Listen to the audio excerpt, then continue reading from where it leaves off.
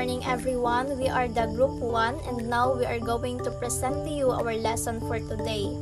A world of regions, global divides. And now let's discuss the first, second, and third worlds. The Cold War was not just a fight between two countries, it became the rule for how the whole world was organized. The world was divided into three. When we say first world, it is the rich, industrialized, democratic countries allied with the United States like Western Europe and Japan. Their main goal was to promote capitalism and block the spread of communism. Then, the opposing group was the Second World, which were the communist nations allied with the Soviet Union, like the countries in Eastern Europe and China. Their goal was to spread their system of state-controlled economies. So this division created two massive armed camps, leading to the arms race in the fear that any small conflicts could ignite a world war between the two giant powers. Lastly, the Third World, which became the main battleground for the two superpowers. These were the countries, mostly newly independent nations in Africa, Asia, and Latin America that were non-aligned, meaning they did not officially join either the First or Second World, because these nations were often poor and politically unstable after gaining independence from colonial powers. The Third World is not as sovereign nations but as places to fight their proxy wars, which is why these regions experienced so many civil conflicts during the Cold War era. After World War II, the United States and the Soviet Union, which were wartime allies, entered a Cold War. Cold War means a state of political tension and rivalry from the mid-1940s to early 1990s. Several contemporary works have reviewed this event in the light of post-war events. This confrontation was called because it never escalated into direct large-scale military combat between the two nations. Instead, the rivalry played out globally through a variety of non-military yet aggressive means. Example, the intense technological competition of the space race, extensive espionage by agencies, and first propaganda campaigns. Crucially, both superpowers funded and arms opposing sides and proxy wars in smaller nations across Asia, Africa, and Latin America, turning regional conflicts into part of the larger ideological battle. In a nutshell, the Cold War came forth due to political doubts among wartime allies. For instance, the United States has always been wary of Soviet Union communist leanings, and it has stated its position to contain the latter's expansion. So it means that the Cold War was primarily an ideological and geopolitical struggle between the United States, capitalism or democracy, and the Soviet Union, communism or authoritarianism. It arose because the former allies deeply mistrust each other's post-war ambitions, particularly after the USSR or Soviet Union established communist governments across Eastern Europe. The US responded with a policy of containment to stop Soviet expansion, leading to decades of arms races, proxy conflicts, and intense standoff, but no direct hot war between the two superpowers.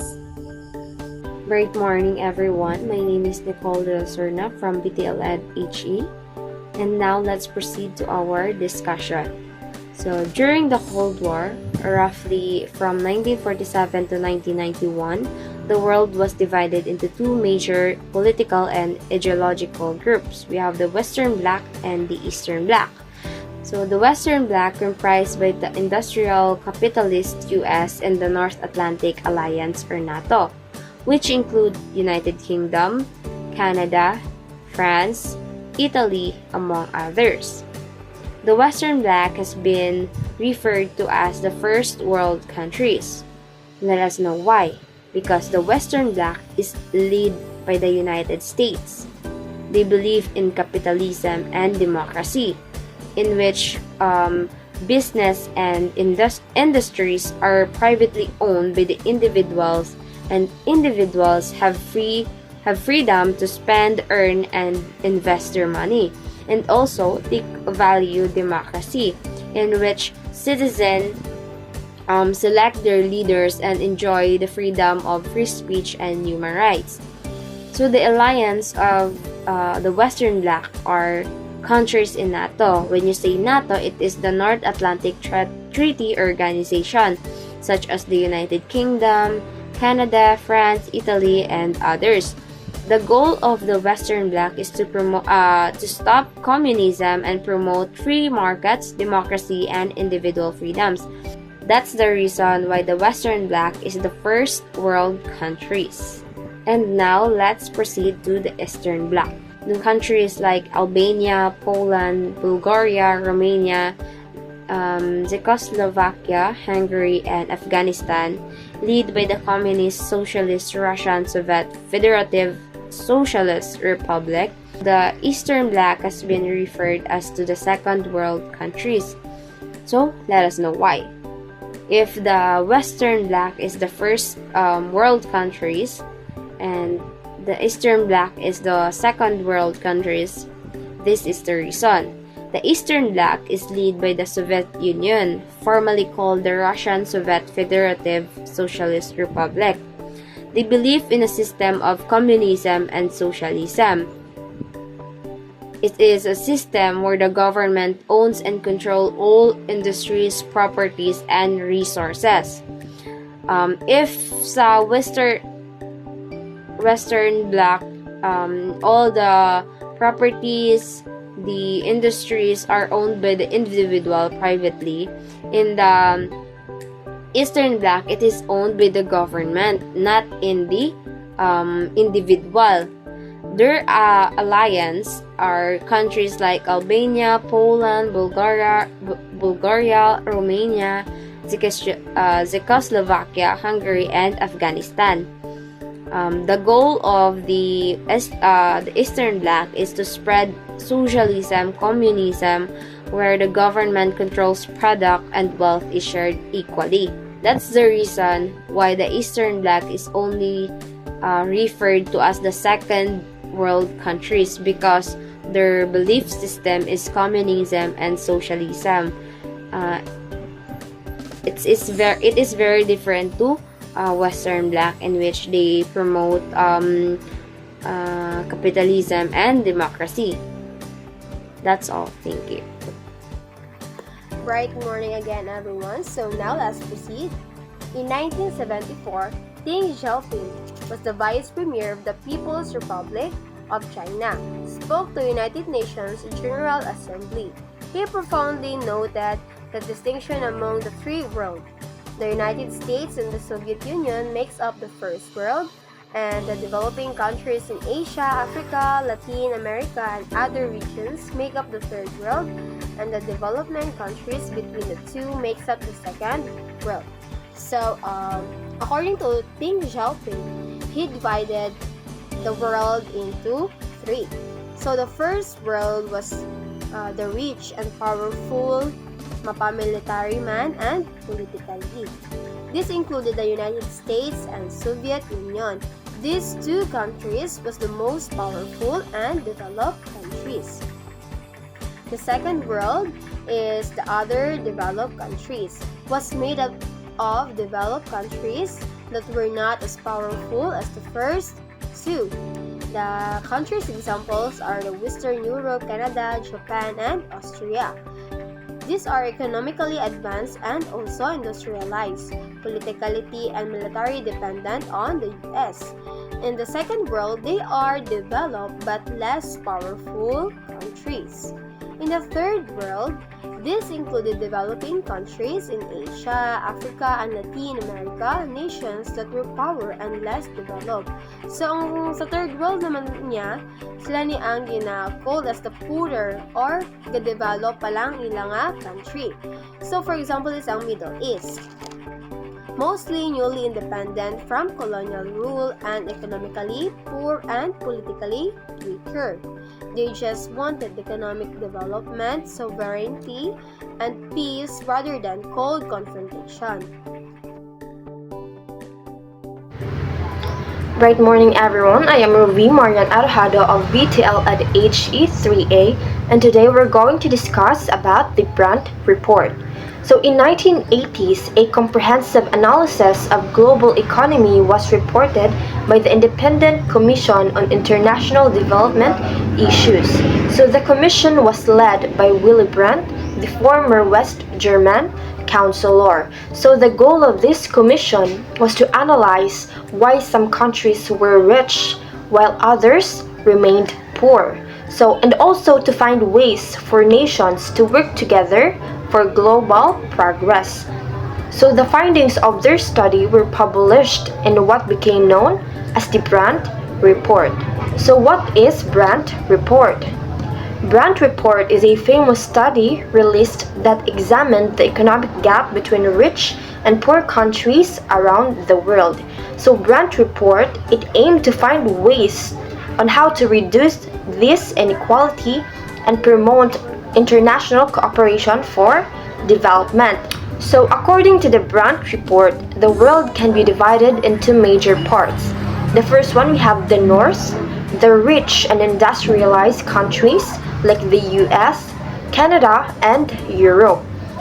The next, we have the South, the poorer developing countries like those in Africa, Asia, and Latin America. So this division became known as the North-South divide. So it is often illustrated using the Brandt line that will be discussed by our next reporter. So the Brandt Report encouraged global cooperation by suggesting that the North should help the South through the first one, we have the increased foreign aid.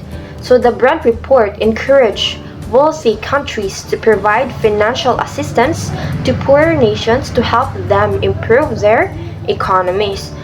So for example, countries like Japan and Germany have provided development aid to the Philippines and other Asian countries to support their projects in agriculture, education, and infrastructure such as buildings, roads, schools, and irrigation system. So the next one, we have the fair trade policies. The report also called for fair trade, so meaning developing countries should have equal opportunities to sell their products in international markets without being exploited by rich nations. So the next one, we have the debt relief. So debt relief, many developing countries struggle with heavy debts that prevented them from focusing on social and economic progress.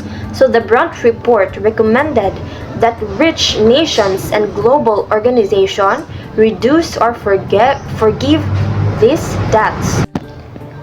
And the last one, we have the technology sharing to support development. So the report highlighted the importance of sharing modern technology with developing nations to help them grow faster. So for example, developed countries have shared agriculture and industrial technology with developing nations to boost production and create job opportunities. Good morning everyone. This is the continuations of Ms. Arahado's report. I am Raan B. Alabastro, and now let's proceed to the Brandt Report.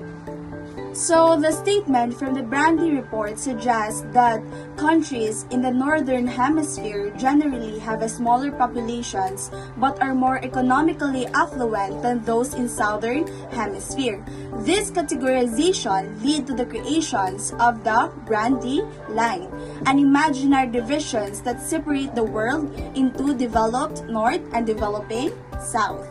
So the northern hemisphere have smaller populations and economic high standard rather than to southern hemisphere. So I have here some examples. The first one is in the northern hemisphere, which is in the developed country. So the first country is the United States. United States, also known for technological advancement, a large economy, and relatively smaller populations compared to some developing nations. So United States is more advanced in technology. They have a large economy and relatively have a smaller populations rather than other countries. The second one is Japan. So Japan is a highly industrialized. So the second one is Japan. So Japan is a highly industrialized nation with significant technological experts and a high standard of living. So despite its moderate population size, Japan is in a high standard of living because they are exporting some technological gadgets and machines that other countries would have. So the last example in Northern Hemisphere, the developed countries, is the Germany. So a leading European economy with a focus on manufacturing and engineering, characterized by a high level of development and a relatively stable population. So Germany is more on manufacturing and engineering. So they are a high level of development and are relatively stable ang ilang populations. The next example is in the southern hemisphere, which is the developing south. So the first country is Brazil. So Brazil, while it has a growing economy, it faces challenges related to income inequality and infrastructure development. It also has a large population. So Brazil has a large populations and they encounter a lot of challenges like sa income, sa ilang economy, and then sa ilang infrastructure development. The second one is the India. So a rapidly growing economy with a massive population, but it still struggles with poverty, healthcare, and education disparities. So India has growing economy, but they are struggling in their poverty, healthcare, and education disparities. That's why they are belong in the southern hemisphere. So the last example in the southern hemisphere, the developing south, is the Nigeria. So Nigeria is in a natural resources but faces significant challenges in terms of governance, infrastructures, and economic diversification. It is also Africa's most populous countries. So Nigeria is the most high level of populations countries in Africa, and they have a lot of challenges in terms of their governance, infrastructure, and so on. That's why they belong in the southern hemisphere. So in conclusion, the Brandy report's categorizations and the Brandy line have been influential in understanding global economic disparities. But however, it is essential to recognize their limitations and consider the complexities of development and the rapid challenges. So just a reminder, some countries in the southern hemisphere like Australia and New Zealand are highly developed countries, while some northern hemisphere countries face economic challenges. So development is not static. Many countries undergo rapid and social changes, blurring the line of north and south divide. That's all. Thank you. Good morning, everyone. So before I start to define the global north and global south, let me first introduce myself. I am Rachel A. Alves. So global north may refer to countries that are geographically in the northern hemispheres, though these countries are developed. In economic and development context, the global north refers to countries with high levels of economic development, industrialization, and technology, meaning Global North are rich countries that have lots of infrastructure and advanced technology. So for example, countries like US and Japan. They have big economies, lots of factories and leading technology companies. These countries typically have high GDP per capita, meaning each person on average has a lot of money. Well-developed infrastructures and high standards of living.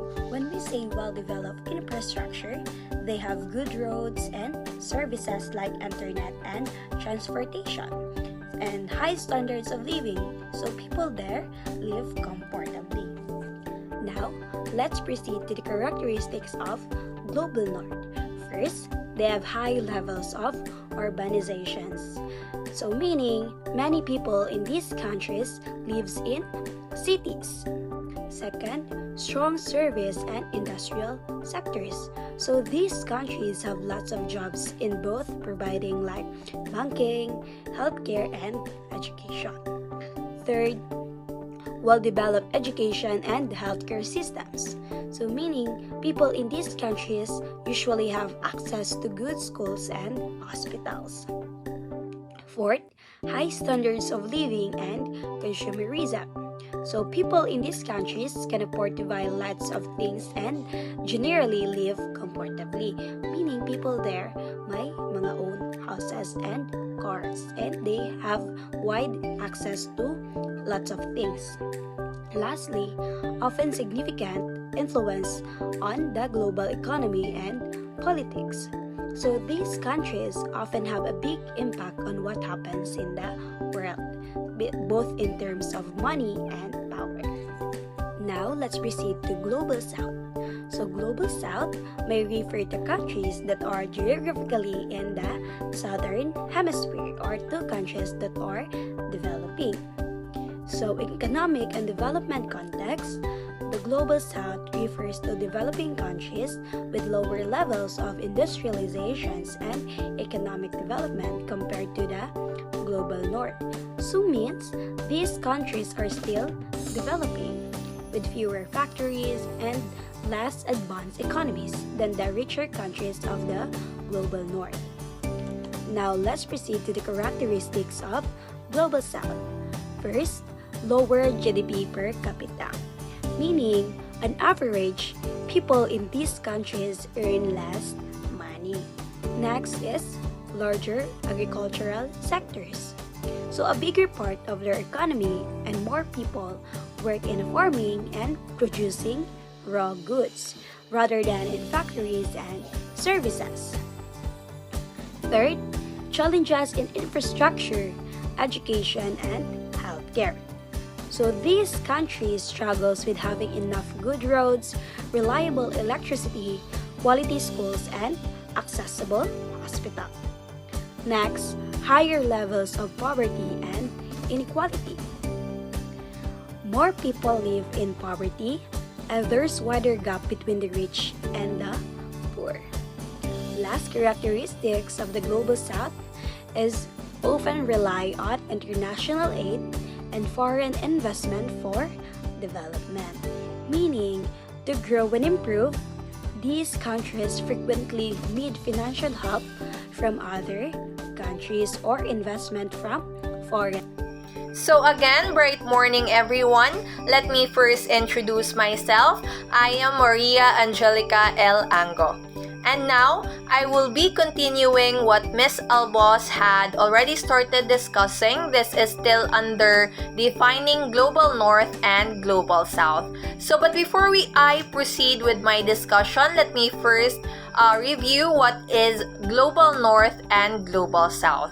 So when we say Global North, this refers to those countries that are geographically located in the Northern Hemisphere and are those countries that are fully developed. So when we say naman Global South, this refers to those countries that are located on the Southern Hemisphere and are those countries that are still developing and or struggling. So it was stated here that the rise and evolution of a capitalist society created disparities in various spheres of life. We have the social, politics, culture, and economy. So when we say disparities, this refers to those noticeable inequalities or differences with the production or distributions of goods and services. So, because of this rise of and evolution of capitalist society, these disparities was created. Why? So, let us first know what is this capitalist society. So, when we say capitalist society, this refers to those private companies and corporations that are run through by individuals that only aims or wants to earn a profit. So, that's why, because of that aim wherein it only evolves on wanting to earn a profit, countries such as those located in the global south are being affected. Why?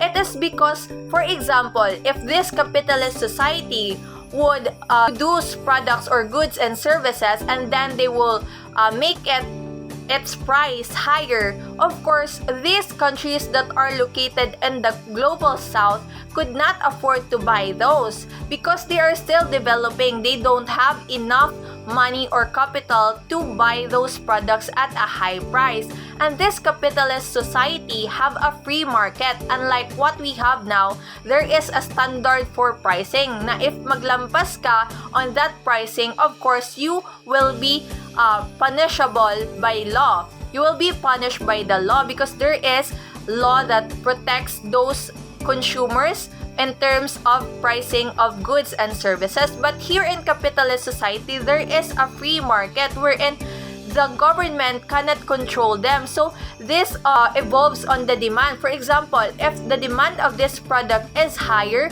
of course, they would increase the price of that product. So the higher the demand, the higher the price, because if many people or consumers would want to buy these products, of course, those sellers would also increase the price of that products because for them, that is an opportunity for them to be able to earn more profit. So next, these disparities have defined gaps between and among nations that are less geographical and more socio-economic in nature. So because of that evolution and the rise of capitalist society, of course, gaps between nations are being created. For example, the global north and global south. So there is really a gap between that because, for example, if there is a rise in terms of price by the capitalist society, of course, those countries located in the global north could only cope with the changes. They could still afford those products, while those countries naman that are located in the global south would be harder for them to purchase those goods and services that they want to purchase because it is at a high price. So it is hard for them. That's why there is this gap that had been created. And these are those countries that are less geographical. So when we say less geographical, these are just small nations or countries. Small lands lang siya. And small population as well, and more socio-economic in nature, wherein they focus on the social and economy wherein it affects the whole of their community. So in literatures on globalization and development, the term global north refers to countries that are economically developed, while global south pertains to countries that are economically struggling. So, in literature of globalization, when we say global north, these are those countries that are economically developed, meaning we could see that there are a lot of infrastructures, they have this good life, they can afford to buy the goods and services they needed, meaning there are enough resources to cater the needs of their people. While the global south pertains to countries that are still struggling, meaning these are those countries that are still suffering from poverty, hunger, and all. They can't afford, they don't have the enough resources to cater the needs of their people. Now let's welcome the next reporter. Good day, this is Harriet Elliott, and this is the continuation of the Defining the Global North and Global South. In a nutshell, Global South countries are generally oppressed and deprived in terms of human development, having higher birth and death rates and perceived to be economically dependent on the countries in the Global North, notwithstanding the reality that most of the Global South countries are also rich in both natural and human resources. The countries belong to Global North are the America, Japan, Europe, Singapore, South Korea, Australia, and New Zealand, while the countries belong to the Global South are mostly the countries in the Asia and Africa like the Philippines, Malaysia, Haiti, Lebanon, and Brazil. Global South countries generally experience lower levels of human development compared to the Global North countries, characterized by higher birth and death rates, lower income levels, and dependence on economies in the Global North. These countries often face poverty, inequality, and limited access to advanced technology and infrastructure despite being rich in natural and human resources. One of the examples is the country India. Despite being a major emerging economy rich in human capital and natural resources, India has regions with high poverty, low HDI indicators like literacy and health, and dependence on exporting commodities and import technology. Now let's proceed to the Global South, the Latin America experience. The term Global South refers to countries primarily located in Africa, Asia, Latin America, and the Caribbean, which share common historical experiences of colonialism, economic dependency, and socio-political challenges. Latin America is widely recognized as part of the Global South because its countries share these attributes of underdevelopment and struggles for economic and political autonomy relative to the more economically advanced countries in the Global North. Many of the countries in the world are referred to as countries in the Global South. Among the countries commonly associated with the term are countries in the Latin America.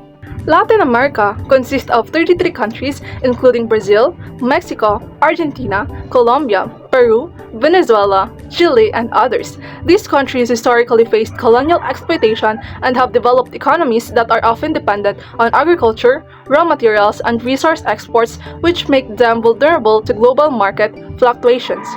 Despite these challenges, the Global South, including Latin America, is rising by overcoming colonial legacies of economic disparities, reshaping global dynamics with emerging economies, and increasing political influence. Hello everyone, my name is Maripoline P. Bulibuli from BTL and HE-3A. So now I'm going to discuss to you the rise of the Global South, the Latin America experience. So the Latin America refers to the countries in South America and also part of the Central America, which and the Caribbean. They share similar languages and cultures, mainly because they were once colonized by Spain and Portugal. So these countries have a strong history of political movements and protests, where ordinary people fought against unfair governments or colonizers. However, over time, Latin America has continued to struggle with poverty and unstable economies. We have the common languages. Spanish and Portuguese are the main languages in Latin America. Examples are Brazil speaks Portuguese, Mexico, Argentina, Chile speaks Spanish. So in colonization, we have the Spain colonized most of Latin America, while Portugal colonized Brazil.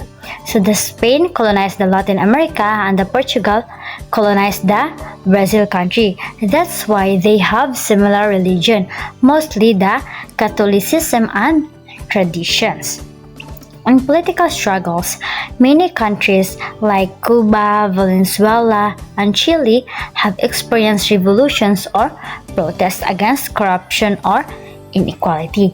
We have also the economic problems. Even today, some countries have faced poverty, inflation, or unemployment due to unstable government or bad policies like the Latin America. The next one is, in 2016, Morgan Stanley articulated that Latin America plays a role in the accelerating global economy in the following year. Brazil and Argentina managed to stand from economic turmoil. This is despite Mexico facing difficulties due to conflict with U.S. policy at that time. Economists highlighted that politics and policy choices remain significant in determining economic growth in the area.